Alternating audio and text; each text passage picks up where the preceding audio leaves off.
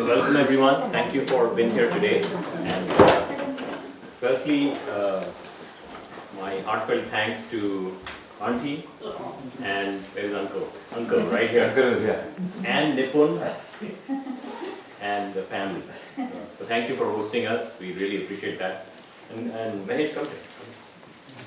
And so this is the first event that Mahesh and I are partners in crime that we are collaborating on. No, And this is not crime.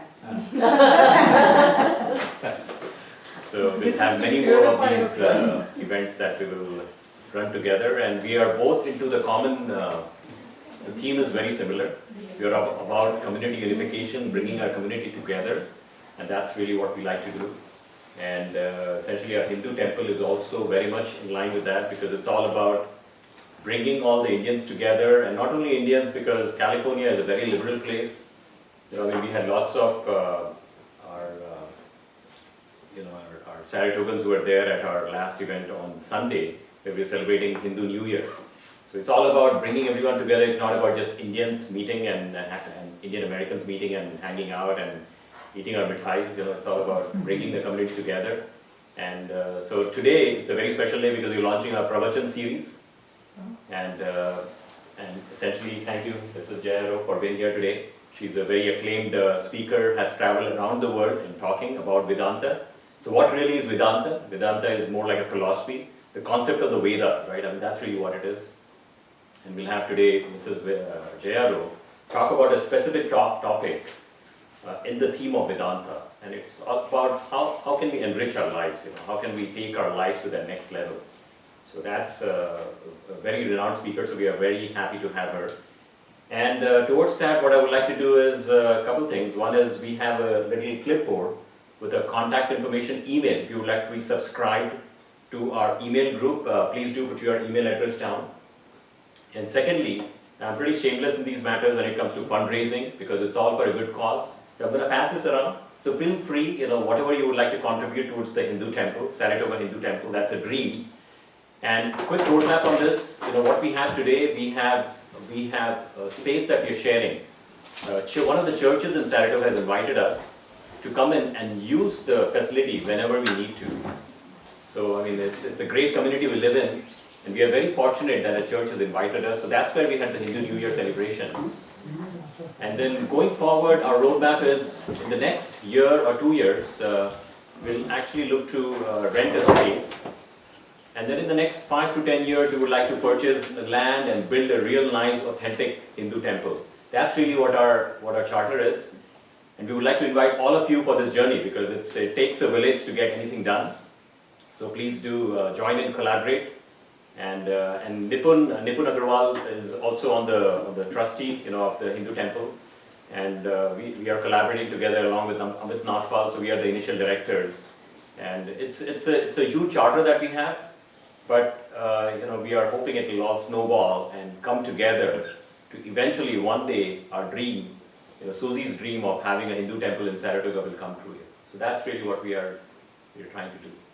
And for you, those in the balcony, you will have a special ticket price that will be. So Mahesh, to you. Well, I think Rishi has about said everything that one wanted to. But anyway, thank you for being here. We are really privileged and honored to have Jayaji here with us today. She travels around the world every year on her own to be able to, you know, give the message of Vedanta and teach people about how Vedanta can relate to various aspects of life and everything. She is an international orator. She has spoken at the World Business Forum at Davos to the heads of states and corporate heads, you know, and everybody like that. And she speaks at, you know, to everybody, children to adults and everything. So we're really, you know, happy that she could spend some time and be with us today. And thank you, Rishi and Nipun and family, for, you know, organizing this and hosting this evening. So without any further ado, Jaya Row. Nipun, would you like to Now.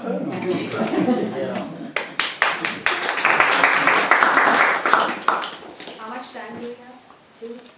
49 minutes.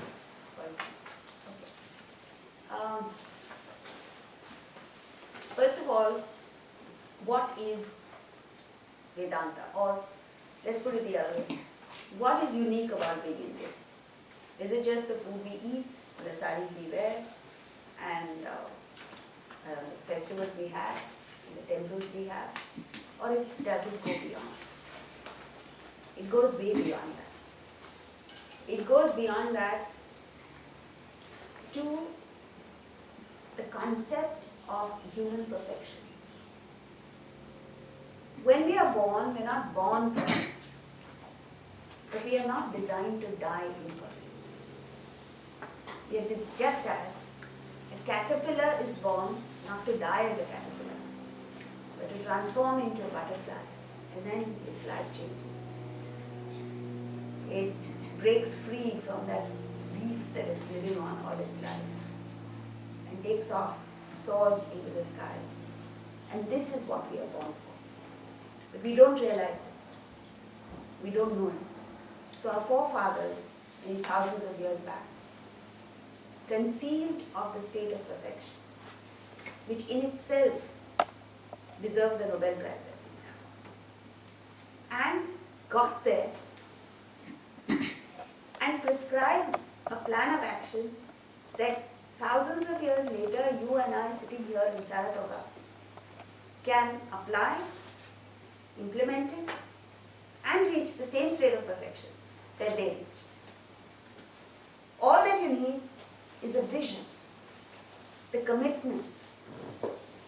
And for this, the only way I can communicate this is by way of an example, Plato's metaphor. Plato, the great Greek philosopher, speaks of a generation of people living in a cave, dark, dingy cave, no fresh air. And the only entertainment they had is the shadows of the fire in the center that were dancing on the walls of the cave. And with all this development, what we're doing is not very different from that. We also watch shadows on TV, right? And in the midst of that, suddenly one young man gets up and thinks, surely there has to be something beyond this cave. The whole universe can't be just that cave. And the elders in his generation tell him, there's nothing beyond. We've explored, and so dispel this thought. Go to sleep. He tries to go to sleep, but he can't. Because that thought disturbs him. That there must be something beyond that cave. And when he tries to convince the others and fails, he realizes that he has to do it alone. Even that takes courage. So one day, when they were all sleeping, he gets up and turns a few corners and then gets into a frightening state where he's in complete pitch darkness. He's lost sight of the fire in the cave and he hasn't yet gotten to the out of the cave. At that time, the only thing that keeps him going is his conviction that there has to be something here, and faith. He continues, and very soon he sees a little diamond sparkling in the distance, which isn't a diamond, it's the mouth of the cave. And now he knows for certain that he was right. And he moves towards that source of light, comes out into the open, and he experiences what you and I experience every day. He sees the sun, the moon. Yesterday, wasn't it, Meena? We saw the moon glorious, brilliantly. Flowers, birds, animals, and most important of all, as Wordsworth says, he breathes an ethereal air, fresh air. He takes all this in, he's exhilarated by it, he enjoys it for a whole week, and after a week he thinks of all his people back there in the cave. And now he has this missionary zeal to go back and pull them all out. He goes with conviction, he goes with enthusiasm, and he speaks to them of the sun, moon, stars, birds, flowers, so on and so forth. God's no eyes with them, because they don't know what he's speaking of. And so they say, can you hear me then? Yeah. When I reduce the volume, can you hear? No. Well, Please remind me if you can't hear, because Sure. I'm used to a mic and I'm soft spoken. So Sure. I'm screaming. Um, so they dismiss him. And they tell each other, poor guy, we always knew there was something wrong with him. They dismiss him as mad. He knows, and he says, I've done my best. And he's about to leave when another youngster comes and taps him on the shoulder and says, I'm with you, come on, let's go. And this time, the way out is much easier because he's been that way before. He comes out and with amusement sees the younger guy go through exactly the same exhilaration, the bliss, the excitement that he went through before. And after a week he tells him, now my friend, it's for you to go back in and pull one man out. And this is the Guru Shishya Parampara that has been going on in our country, unbroken for the last God knows how long. Thousands of years. It is said that the gods in heaven pray that they may be born in India. And the moment we are born, we want to opt out.